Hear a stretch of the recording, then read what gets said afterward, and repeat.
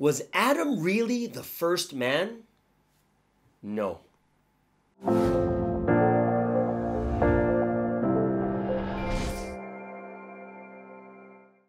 Hey guys, how's it going? Welcome to Espresso with Sky, where you get a fresh perspective on faith, life, God, and the Bible. My name's Pastor Sky, and these are my two sidekicks. Now, if you haven't done so, go ahead, hit all those crazy buttons of subscribe, whatever it is. But the most important one is leave a comment below. Drop a comment on what you think about today's topic. Now, if you want to support this ministry, we've got PayPal and buymeacoffee.com. Yes, please buy me a cup of coffee. All right, so let's get into today's topic.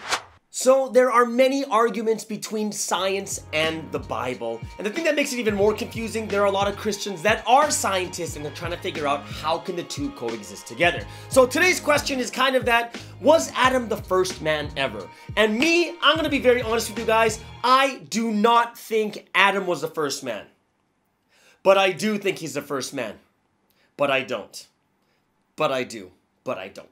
I don't know. Okay, so I'm gonna prove to you why he is and he is not the first man on the earth, all right? So what does this actually mean? This sounds too confusing that he is and he isn't at the same time. So what we need to do is we need to go deep into this story to figure out how is he the first man and not the first man at the same time. So what we gotta do is we gotta start back at the original story of Adam and Eve and find out what really happened. So let's start with the basic story of Adam and Eve. We go way back to the beginning of the entire Bible in Genesis chapter 2, 3, and 4. Now, God has a place called Eden, the Garden of Joy. And what he does, he puts Adam and Eve in there. And of course, there's two trees, the tree of life and the tree of knowledge of good and evil. Now, what happens is God lays down some ground rules. And the one rule he sets is Genesis 2, verse 17. And it basically says, if you eat the fruit of the tree of knowledge of good and evil, you will certainly die. And if you go into most translations of this verse, it is on the day you eat of it, you will surely die. So God, he says, you know what? You're gonna die if you eat it. But then in Genesis chapter 3, verse 4, Satan comes into the picture and Satan says the exact opposite. And what does he say? You're not going to die. So here it is, the basic angel and devil on your shoulders. And one side says you're gonna die and the other one says you're not. Now, what actually happens? They eat the fruit of the tree of knowledge of good and evil. And what happens to them? God finds out and he's like, what? What are you doing? You did what I told you not to do. And then Adam and Eve are like, oh, what's gonna happen? They're gonna die because God said they die. And what does God do? God goes, and you'd expect like lightning to come down and make their heads explode or something, right? Well, maybe not. But instead he goes, get out. And it's like, wait a second, that doesn't make sense. On the day you eat the fruit, you're gonna die. God says you're gonna die, but Satan says you're not gonna die. Did they die? No, actually, after they were kicked out of the garden, they lived for a long time. What does that mean? Does that mean Satan is right? Oh my goodness! Dun dun dun! We're like, oh my gosh, maybe we're worshiping the wrong person. And of course not. As people who believe in God, we're like, there's no way that God is wrong. But in order for us to understand this, we need to get into what does the Bible say about death? How does it explain it? And it's different than what most people think. So now let's look at what the Bible explains about death. Now, the first verse I'm going to show you today is Revelation chapter 20, verse 14. Very interesting verse because it talks about death, but in a different way than we think. And it says, the second death causes you to go to the lake of fire or hell. Now, here's the thing. Is the second death just our bodies dying? And that can't be true because that means that every person that dies, they all go to hell. And we know that's not true, okay? So what is it saying? It's saying there's a second death, a death that is different than what we know and understand of. And how do we know what this is? Look at Ecclesiastes chapter 12, verse 7. And it says that your body returns to the dust and your spirit goes back to heaven. So most of us already understand that there's a spiritual aspect to every human being. It's the part of us that lives forever and ever and ever. So here's the thing. In the Bible, it explains there are two different types of death. There is the first death, which is the physical body, and then the second death, which is the spirit. So here's the thing. What is spiritual death? Like, we got to figure out, well, so then you're saying that at the time of Adam and Eve, they didn't die physically, but they died spiritually. What is spiritual death?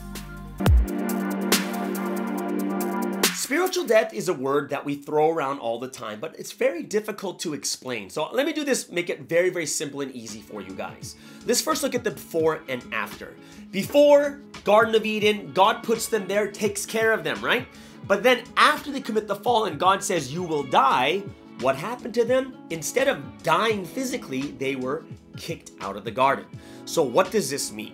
So to get deeper into this, let's take a look at the difference between the garden of God and everything on the outside. So the key word we're looking at here is garden, right? Garden. What's the difference between a garden and, well, everything outside the garden is the wild. So what is the biggest difference? The biggest difference is, number one, there is an owner. And why is that so big? Because the owner chooses what they want in the garden, and also they take care of and maintain it. And this is exactly what happened. In the Garden of Eden, God chose his daffodils or roses or peach trees, whatever they want to put. He chose his own people, Adam and Eve, to come in there. And secondly, he took care of them. He maintained them. And what happened was, because they disobeyed God, they were kicked out of the garden. So I'm going to give you an analogy of what God's garden is like, and I want you to think about this carefully. The garden of God is equal to God's heart. And I'm going to be honest with you guys, everyone has a garden. And you're like, what? Yeah, everyone has a heart, right? But then what does this have to do? Like what? We choose, what are we choosing to put into our garden? And what are we managing and maintaining? And the answer is relationships.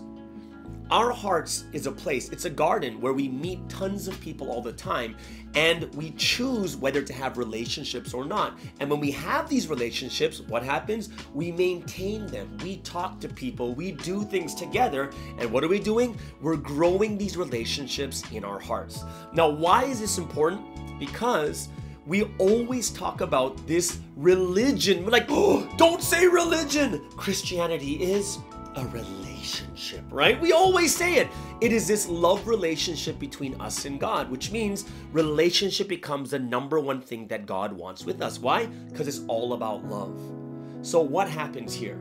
Well, if God's garden, the Garden of Eden, the place where he chooses, he puts Adam and Eve into it, he chose to have a relationship with them. And then what happens next? It depends on if they follow or don't follow what the rules of the heart are. And here's the thing, we're always like that too. So let me give you an example first, the power of relationship. Relationships are one of the most powerful things that we have in life. I'll give you an example. If you're walking down the street or you go to this big party, there's 1,000 people there, you don't say hi to everyone. You're not going, hey, hi. Oh, hi, I'm Scott. No. When you're there is someone you have a relationship with, someone invited you to that party. And even though you have 1,000 people in front of you, who are you looking for? Well, the only person you look for is that person you have a relationship with, right? You're sitting there looking in the crowd and finally you see that person, like, oh, hey, it's here. Hey, I'm over here. You only notice that person.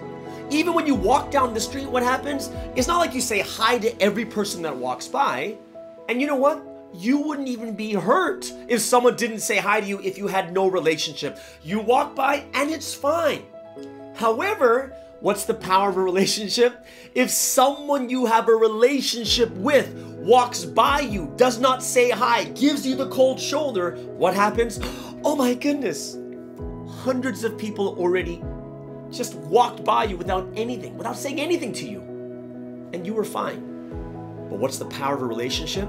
That one person or that person you chose to put in your garden, when they don't say hi, you get hurt. That's the power of a relationship, which means what? Life and death is not just physically dying, but when we talk about love, the most important thing is life and death of a relationship. Now here's the thing. How can people be kicked out of your relationship? Well, it's very easy. They just break major rules. Example, when it becomes between a husband and wife, will they never fight? And the answer is no way. They're gonna fight. They're gonna argue. They might have little lies. They might just do things to make each other upset. That's normal in any relationship. However, there are some big golden rules. If you break those rules, it is done. And one of the biggest cardinal rules of a relationship when it comes to a husband and wife is cheating on each other. It's the betrayal of love, the betrayal of trust. You can do so many other different things, but if you break that number one rule, just like that one rule God gave, don't eat that fruit, then it severs the relationship and you can no longer put that person in your heart. So what do? If your spouse cheats on you and you find out, what do you say to him? Do you say, okay, everything's okay because you said sorry? Or is it, get out? You tell them to get out. Get out of this house. And here's the thing. Are you really just telling them to get out of your sight, get out of the house? Or are you also saying to get out of my heart? It's here. This is where it hurts the most because you didn't do anything wrong. It was them. So you still love them. You did nothing wrong to them, but you were betrayed and the pain is too immense that you can't even stare at them, you can't even look at them or be in the same place. So you tell them, get out. In the same way too, what happens with God and Adam and Eve? After they broke the biggest rule in that relationship, God said, get out. And what kind of death is that? That is the death of relationship, which is even bigger. So let me give you an example, and let's take a look at like love relationships, like people who are married or have been out, they've been together for like years and years, sometimes decades. Imagine what happens when they break up.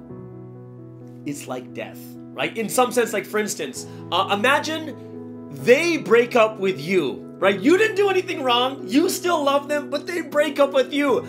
How do people react? They're like, oh, they're crying and crying. They're like, oh my gosh, what did I do wrong? And then, so you almost like you're mourning a death. You're mourning the loss or the death of this relationship. On top of it, what do you do with all the pictures you have around the house? What do you do with all the things that you did together, the videos and everything else? You throw them away or you put them away where you can't even see them. It's like they've died. And last but not least, imagine the person that did break up with you because it's too hard for them too. They will not respond to your text, they will block you, and they too will throw all those things away that remind them of the relationship. Why? Because it's like someone has died, even though they're still living. One of the heaviest things that we go through in life is actually death of a relationship. And that is something that really penetrates people's hearts to the core. What happened at the time of Adam and Eve? Was it a physical death? And the answer is obviously no. It is actually a spiritual death where the relationship between God and man was severed and there was a disconnect. And this is how we need to understand what spiritual death is like. So what does this have to do with whether Adam is the first man or not? Well, now that we know that there's two types of deaths, there is the first death, which is the physical body dying, and the second death, which is the spirit dying or the relationship being severed with God. It also means there are two ways of living. There is the first life, which is the physical, the very first person ever created, ever made. That is the first living being. And the second life is what? It's the spiritual, which means who was the first to connect with God? Who was the first to have a relationship with God? Which one's more important? Well, when it comes to love, the relationship's more important. It's not like I go out and marry the first woman I meet, right? Because that would be my mom. I met her first when I was born, right? Or when you go to kindergarten, do you ever marry that girl you met at preschool or kindergarten or at the baby, the place where all the babies gather together with their mothers? No, I don't marry the first person I meet, but I do marry the first person I meet. There's a big difference, and one is much more important than the other.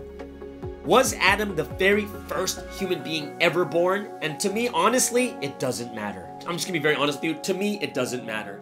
And if he is or isn't, it's okay. Because there are some, controversies in the Bible, like Genesis chapter 4, verses 16 and 17, where Adam's son, because, if he's literally the first physical man and the first physical family, his son was banished and he went to another town called Nod. Here's the thing. He went there, found a wife, and made a family. And here's the problem. You don't have a place called Nod unless someone names it, which means people were already there. Secondly, he found a wife there and he had, he made a family with them. So a lot of people are like, oh, what does this mean? Maybe Adam had a ton of daughters. What does it mean? And that's the thing we have to understand is now there's a lot of controversy like, oh no, what does it mean? And the answer is, does it matter? Does it matter if he's the first? Or does it matter he's the first? Adam, was he the first man? Nah. But he was. He was the first person to connect with God and the first person to start this relationship history that matters more than anything else. In the end, we all know it's a relationship history, and that's the number one thing that matters more than anything else. It doesn't matter if your relationship starts at 1, 10, 20, 100 years old. As long as you establish that relationship, that becomes the number one thing that matters in your life of faith. All right, guys, I hope that was something that kind of really opened your minds and let you think a little bit deeper about this topic of whether Adam was the first man or not. And it kind of opens you up to saying, wow, what am I really thinking about? What's the most important thing between me and God? And we'll all know that is your relationship. All right, guys, thank you so much for joining us here today. Have an amazing and awesome week. We'll see you guys again next week. Thank you for joining us here on Espresso with Sky. I am Pastor Sky, and these are my sidekicks, Chewy and John Wick. Everyone have a wonderful day, and we'll see you guys again. Bye-bye. Toodaloo, Scooby-Doo.